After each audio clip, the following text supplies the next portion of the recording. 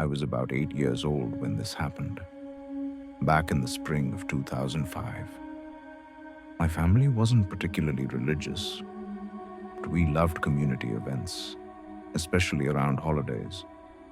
In our small coastal town in Oregon, Easter meant the annual spring festival at the Old Harbor Community Center. It was a big deal: booths with games, face painting, and a massive egg hunt on the grassy fields by the docks.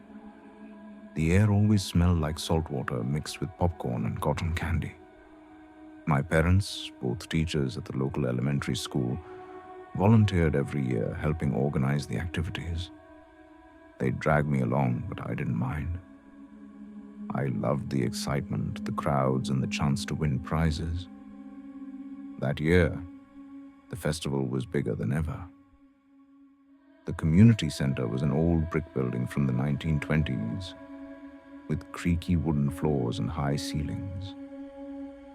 Upstairs were the main halls for dances and speeches, but downstairs held the craft rooms and storage areas, dimly lit with flickering bulbs. The basement level opened out to a back alley that led straight to the harbor, where boats bobbed gently in the water. It was a maze down there. Long corridors with doors to supply closets, a kitchen, and even a small auditorium for kids' shows. Volunteers had decked the place out with colorful banners, plastic flowers, and strings of lights shaped like chicks and carrots. The atmosphere was joyful, with laughter echoing everywhere. My mom had signed me up for a storytelling session in one of the basement rooms. It was led by a local librarian dressed as a cheerful farmer, reading tales about spring renewal and hidden treasures. I sat cross-legged on the floor with a dozen other kids munching on jelly beans. The session dragged on a bit longer than usual because of some interactive games. And halfway through, I felt the urgent need to use the restroom. I whispered to the librarian, who nodded and let me go. The bathrooms were at the end of the hallway, past a row of locked storage doors. It was quiet down there, away from the upstairs bustle, with only the distant hum of the festival music filtering through. I pushed open the boys' room door and went into a stall. The tiles were cold and echoed every sound. As I was finishing up, I heard a faint rustling from the adjacent stall, like fabric brushing against the wall, slow and deliberate. It wasn't the usual shuffle. It fell off, almost like someone was trying not to be heard. I froze for a second, then shook it off as my imagination.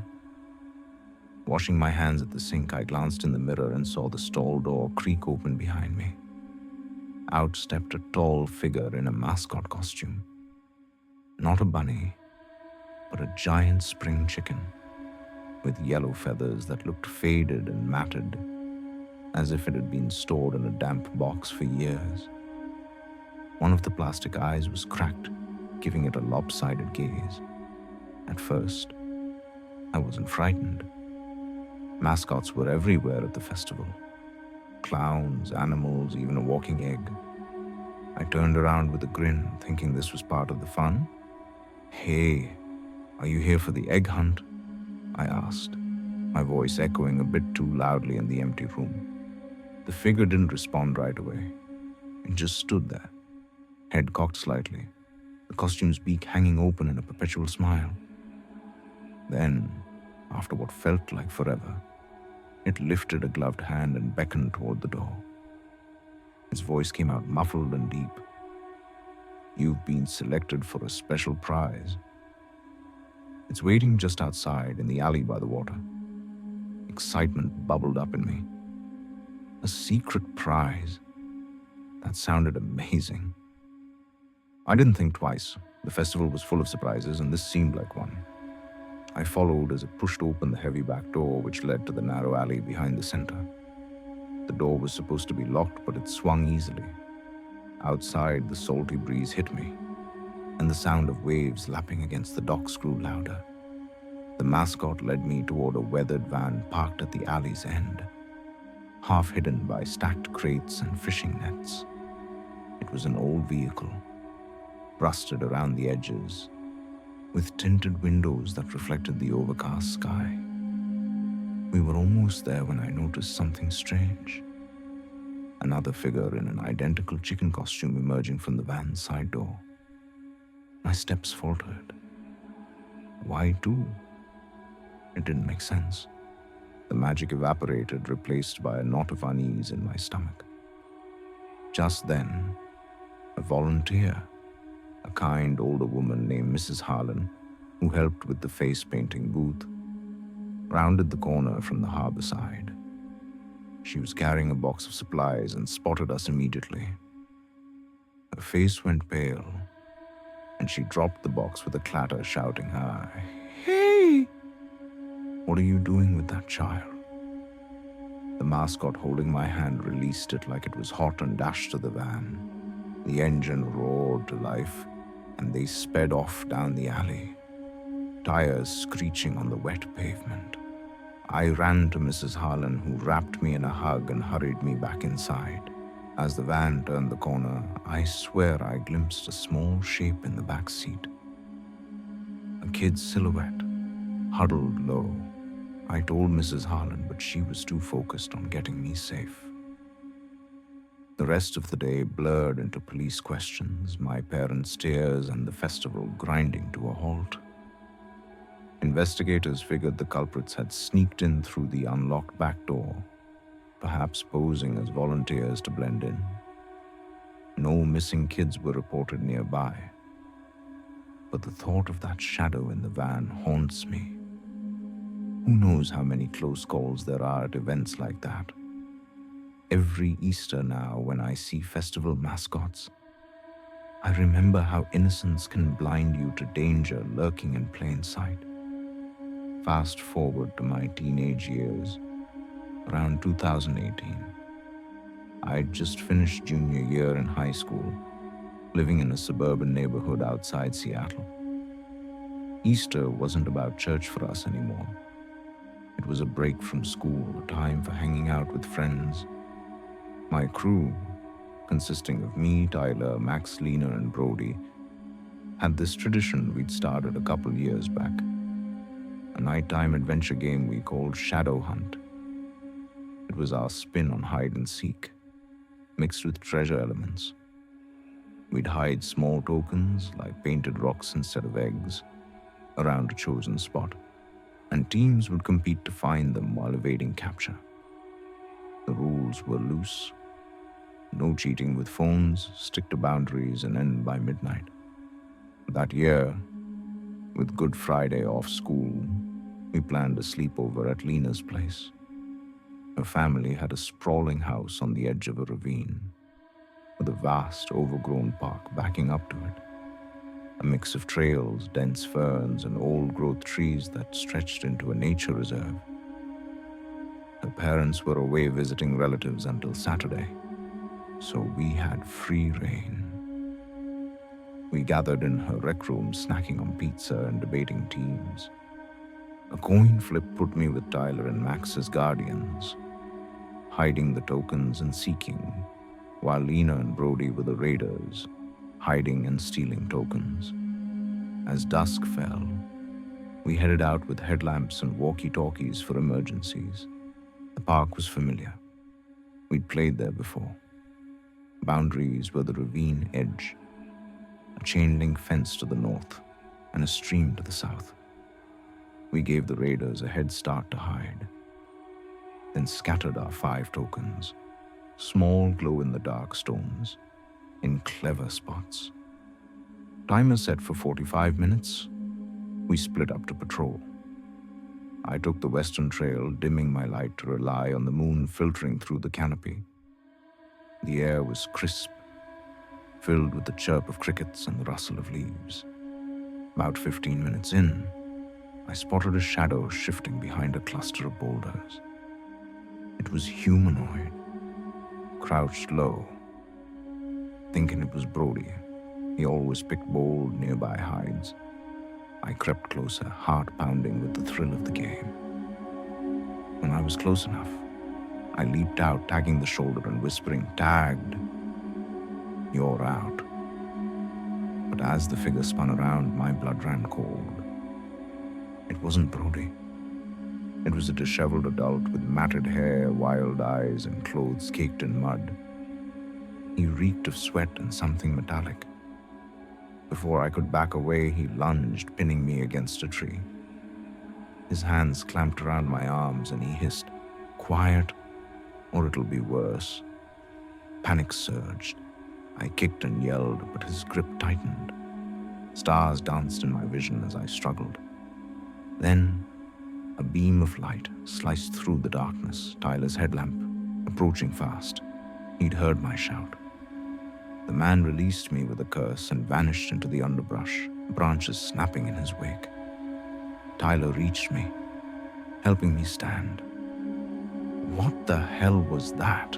he gasped. We bolted back to the meeting point by Lena's fence, radioing the others.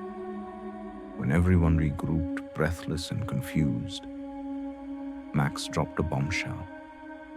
During the head start, he'd glimpsed 3 figures slinking along the stream, too tall and coordinated to be Lena or Brody. He'd assumed it was a glitch in the rules, maybe us Guardians scouting early. But we hadn't. The math hit us. At least 4 intruders in the park that night, including my attacker and the trio Max saw. We debated calling the police, but Lena panicked. Her parents had strict no guests rules while away, and she'd be grounded for months. Reluctantly, we agreed to lock up and stay inside, chalking it up to transience. But sleep evaded me. The next morning, as we cleaned up, Tyler found one of our tokens missing from its hide, replaced with a crude note. Next time, we never played Shadow Hunt again. Easter now reminds me how games can turn deadly when shadows hide real threats. Last Easter's, in 2024, my family converged on Aunt Clara's ranch in the rolling hills of Montana. She owned a vast property, acres of fields ringed by pine forests, perfect for our annual reunion. I'm in my 20s now, working as a graphic designer in the city. But these gatherings pull me back to my roots.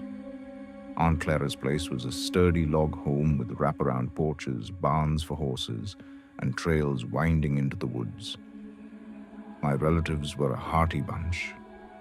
Farmers, ranchers, all aboard. We arrived Saturday afternoon amid hugs and the smell of barbecue. The house buzzed with aunts, uncles, and little ones. Elise and I escaped to the attic loft, playing board games and chatting about life.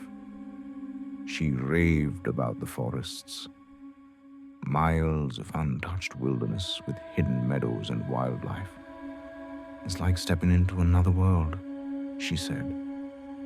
Bored with the indoor chaos, I let her talk me into a hike that evening. We informed Aunt Clara, who waved us off with a smile. "Just be back before dark, dears." The trail started gentle, weaving through aspens and wildflowers. Elise led confidently, pointing out bird nests and edible plants. As the sun dipped, the woods grew denser, shadows lengthening. About 30 minutes in, a rhythmic thud echoed ahead like an axe biting into bark, deliberate and echoing. We paused, exchanging glances. "Loggers?" I whispered. Elise shrugged, but her eyes showed doubt. The sound ceased abruptly. Curiosity won. We pressed on cautiously. Soon we stumbled upon a clearing. Hanging from low branches were odd symbols, twisted wreaths of thorns and feathers swaying like pendants. They formed a circle around a charred fire pit. Before we could retreat, a figure stepped from the trees. A weathered woman in faded overalls with tangled gray hair and piercing eyes. She clutched a staff carved with runes. "This land ain't for strangers," she growled, blocking our path. Elise positioned herself protectively. We're sorry. We're family from the ranch. We'll leave. The woman didn't budge, her gaze boring into me. We backed away slowly, hearts racing, checking over our shoulders until the trail felt safe. Back at the house, we spilled everything to Aunt Clara. She frowned. No neighbors matched the description.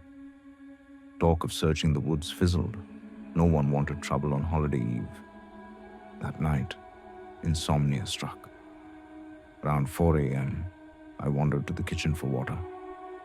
Glancing out the window, I saw faint lights dancing at the forest's edge, like lanterns bobbing low. Peering closer, I counted 5 hooded shapes, each holding a flickering flame staring toward the house. Terror gripped me. I woke Aunt Clara, who grabbed her shotgun and stepped onto the porch. The figures melted into the trees as she fired a warning shot into the sky.